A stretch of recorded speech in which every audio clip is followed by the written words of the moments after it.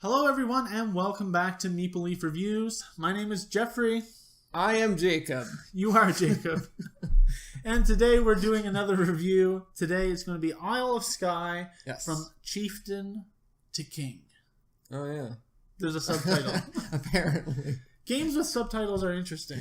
Yeah, it's kind of weird. Most of them, I think, get lost. Eventually just get shortened down to the simplest way to call the name. My favorite is Double Mission Beyond the Object. So anyways, we're talking about Isle of Skye today for our review. Yeah, so let's just jump right in. Art and components.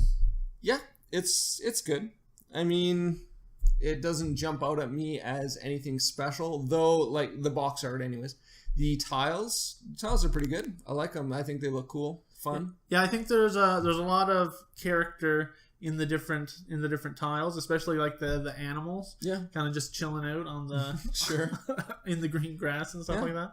So I think, and especially like the little farm. Like there's actually, if you look at the tile, there's quite a bit of detail in just like a little image. There's a little yak like peeking over the wall. Yeah, checking you out. So I think it's for what it is and how small the art actually is. I think they put a lot into it. Yeah. I mean, I would say it's a little bit above Carcassonne. Yeah. Tiles, but these ones are also a lot bigger, so you can, I think, get more detail in there. Yeah, it's noticeable. So, anyways, good for art and components. Yeah. Rules and teaching. Yeah, learning this game, it was fairly simple. There was just, I think the only problem I ever had was the one rule that I forgot, which is endgame scoring. If you complete the zone that has the endgame scoring on it, then it's worth double, which I was taught that the very first game, and every game beyond that, I completely forgot about it and never counted it in my endgame scoring. So you just won more games than you thought you did. I just won all the games. Yeah, I think it's pretty easy to teach. I mean, meadow has to go with meadow, mountain has to go with mountain.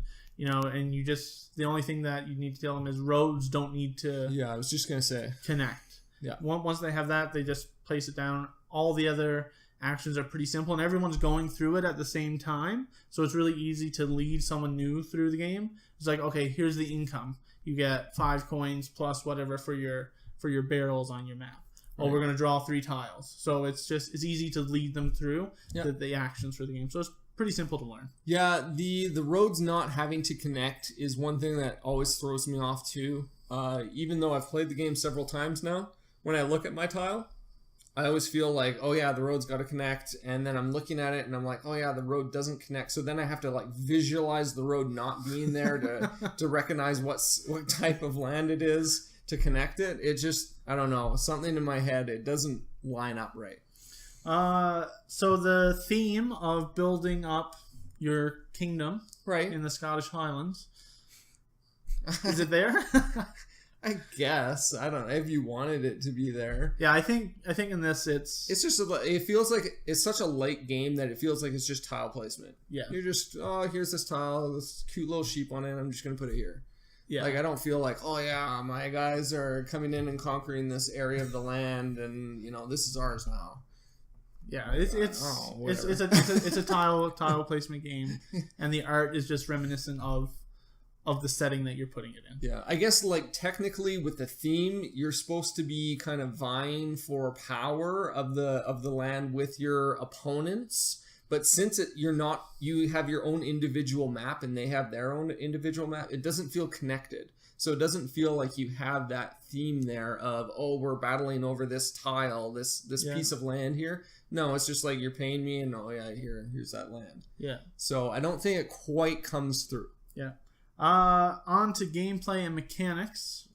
Like we said, it's a tile placement game. It's probably my favorite tile placement game at this point, and for a couple reasons. It feels like tile placement with a purpose. Yeah. Because the game set starts out and you have those different in-game scoring tiles. You know what you want to do, and it's very focused, and you're trying to pick up all the tiles that are going to complete those mountains or get you all the sheep that you want and stuff like that. So it's very purposeful in what you're going for, and everyone's going for the same thing. So there's a lot of tension. Yeah. Whereas in something like Carcassonne, someone could be, I'm going for a city. I'm going to make a big city, or someone else is doing the farming stuff. So you're doing different things. Right. Whereas here you're very focused, very cutthroat, more for, that's a really great tile, and everyone wants it. Yeah, and then you have to bid for that. And the thing I love about the scoring is how many scoring tiles are there? There's something like 30 of them. Yeah. And you're only ever using 4 each game you play. So the randomness of which 4 you're playing with, and the fact that each round you're scoring different increments of those score tiles. Yeah, so even if you get the same 4, if they come out in a different order, right, you're going to be scoring them differently, so it's going to feel like a different game as well. Slightly different, yeah. Yeah, so that's another thing, the replayability. I mean, the bag of tiles alone, like the tiles that you actually place, is huge. You don't even get through... Not even half of them, I don't think. Yeah, so, I mean, the amount of replayability that's in this game... is big, yeah. Is great. And I feel like the time, like for what it is, a tile placement game, I feel like it doesn't overstay its welcome. Not at all. You kind of like, the game is over and you're like, that was just about right. Yeah, I think I would actually like it to be a little bit longer, but maybe not. If it actually was longer, maybe I wouldn't have liked it, just because I think the way it is right now, it leaves me wanting more. Yeah, and I think that's a good way to exactly. I've been thinking about that recently, and I like games that leave me wanting more. Just because if it went another round, sure, I'd be able to get that extra play in and those extra points, but then maybe that's just pushing the time a little bit too much. Yeah. So it's good. I think the replayability, the setting the prices for your tiles. You have 3 tiles that you draw from the bag. One of them you can axe and gets discarded back to the bag. Yeah. So you don't know, and you all do this in secret, so you don't know what other people are axing. Yeah. And also because everyone's kind of going for the same sort of things, you're like, well, my tile is really good for what's going to be scoring. Is it worth 20 coins, Jeffrey? Yeah, and then you're like, how expensive do I want to set that? Because the more expensive you make it, if someone actually buys it from you, crazy amounts of money. You have lots of money. It's good for you that way. And then if you actually get to buy it yourself, then it's good because then you get to place it. Right. So it's just a lot of positives no matter which way it goes. Yeah, and there's also that tension if you're the first bidder, if you're, let's say, the second or third bidder, and you won't put all your money onto your tiles, so you have nothing to buy. You're counting on one of the first 2 people buying one of your tiles so that you have actually got some money to bid for something yourself. Yeah. And if the other players are just like, oh yeah, I'm not going to buy anything from you, then you don't get anything. Yeah, but then you get your 2 tiles. Yeah. And is it worth how much money you put down there? Yeah. So it's this really cool balance of how much is this worth? How much am I willing to pay for it versus how much is someone else willing to pay for it? And finding that balance. Yeah, really, and I think it just puts that little bit of extra gameplay, a little bit of extra decisions on top of a tile placement game. Yeah. You aren't just pulling a tile from the bag and figuring out where you want to place it on your board, because the tiles you pull, you may not actually place on your own map. People may buy them from you, and you might not even get to place them. Yeah. So it just adds a little bit of extra gameplay to the tile placement. I think it just puts it right where I would want that type of game to be. Yeah. The only down thing that I would say about this game is that the player interaction is a little light. You're building your own little thing, and the only interaction you have is bidding on other people's stuff and figuring out how much they're willing to pay for what you're making these tiles worth. Yeah.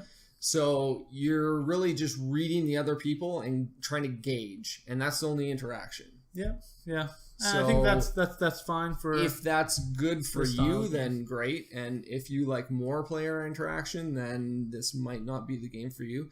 But I think one thing that we don't really do a lot of is selling the tiles. Like if you have tile in front of you, you could like start selling it up and trying to make it look good to your opponents and being like, well, look, check this out. If you put that over here in your place and trying to make that sale, or double blind them and like try to convince them to buy it, but you actually don't want them to buy it or something like that. But yeah. Yeah, it's a really great game. Really good tile placement. I mean, you can try and sell it up, but I think people know what they want. Yeah. Going into buying. For the most part, yeah. For the most part. All right. Anything else you wanted to mention? No, that's it. Shall we go to the rating system? Ratings. So I'm giving this an 8 out of 10. Wow. It's a good game. You know, it's probably not going to hit the game table every time, every game night, but when it does, I'll have a blast playing it. Yeah. Myself, I have it rated as a 7.